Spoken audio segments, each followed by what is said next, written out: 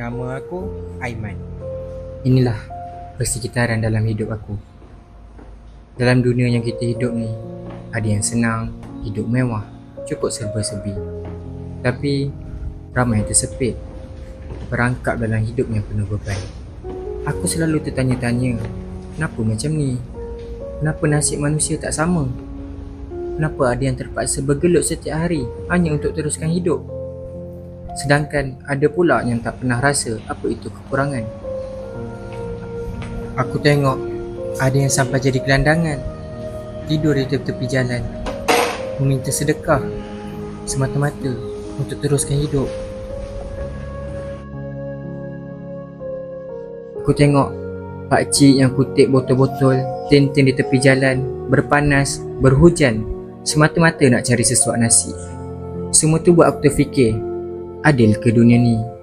Atau kita semua cuma pelakon dalam pentas yang tak kita pilih?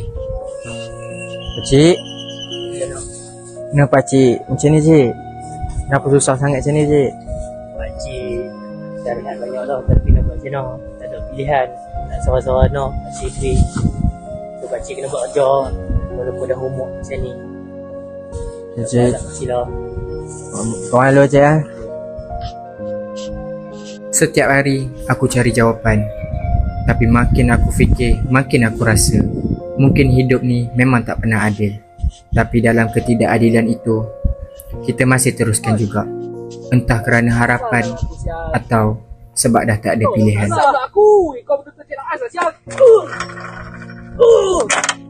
Wajah kau. Woi, tak asal kau ni asyik gaduh ni. Siapa? Tak settle elok ke? Relax lah. Yalah masalah kami. Takkan tak settle elok kot. Kau tak tahu apa-apa kan? Sekarang kau diam. Dah.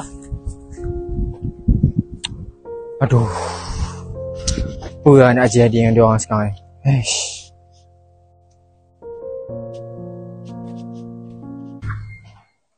Cikgu? Sila.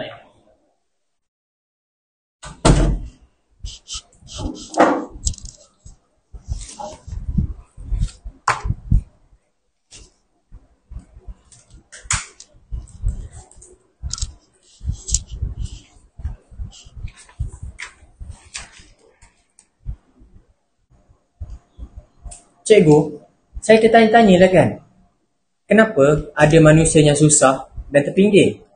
Bukankah semua manusia ni ada hak yang sama? Betul Sulaiman. Setiap manusia ada martabat yang perlu dihormati.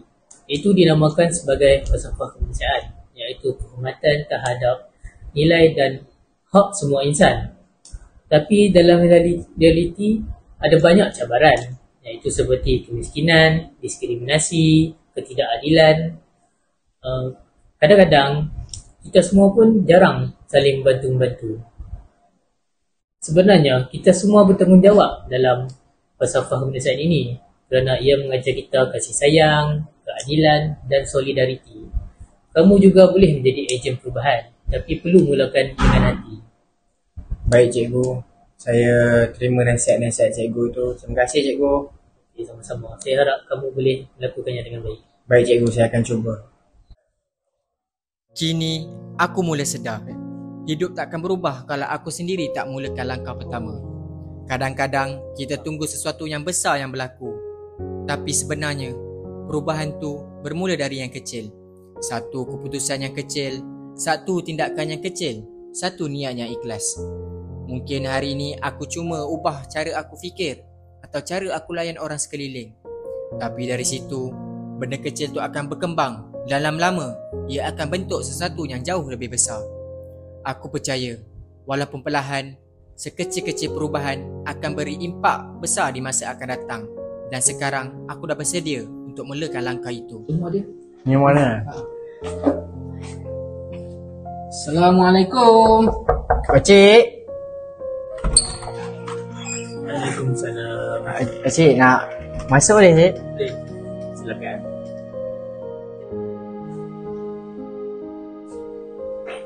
Ni kami ada bawa sedikit lah pakaian dan makanan untuk pakcik. Harap-harap dapat membantu pakcik lah ya.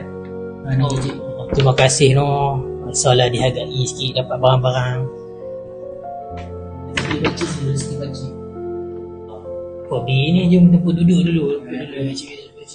Allah. Pakcik macam mana? Sihat pakcik? Sihat Alhamdulillah. Pakcik, macam mana pakcik macam ni pakcik? Dulu pakcik ada keluarga besar. Tapi sekarang semua dah sibuk, pakcik tinggal seorang.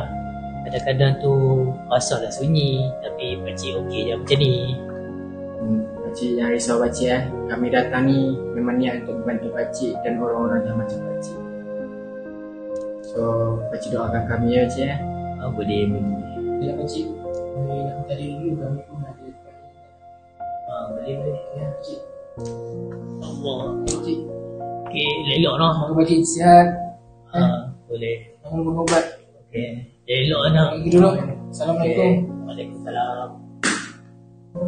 Falsafah kemanusiaan mengajarkan kita bahawa setiap insan tanpa mengira latar belakang, status atau kedudukan mempunyai hak yang sama untuk dilindungi, dihormati dan dihargai. Namun dunia hari ini masih dipenuhi ketidaksamarataan, kemiskinan dan juga pengasingan sosial. Isu sosial ini bukanlah masalah orang lain, tetapi ia merupakan cerminan kepada kegagalan sistem dan kurangnya rasa tanggungjawab kolektif dalam masyarakat. Dalam ruang kecil kebaikan yang kita lakukan, tersimpan benih perubahan yang besar. Tugas kita bukan menyelamatkan dunia seorang diri, Tetapi untuk tidak menutup mata apabila keadilan dipinggirkan. Sorry bro. Sorry. Inilah asas kemanusiaan. Memahami Bertindak Dan mencipta masa depan yang lebih adil untuk semua. Kemanusiaan bermula dari hati yang peduli. Bila kita saling menghargai dan membantu, masalah sosial bukan halangan untuk kita cipta masa depan yang cerah.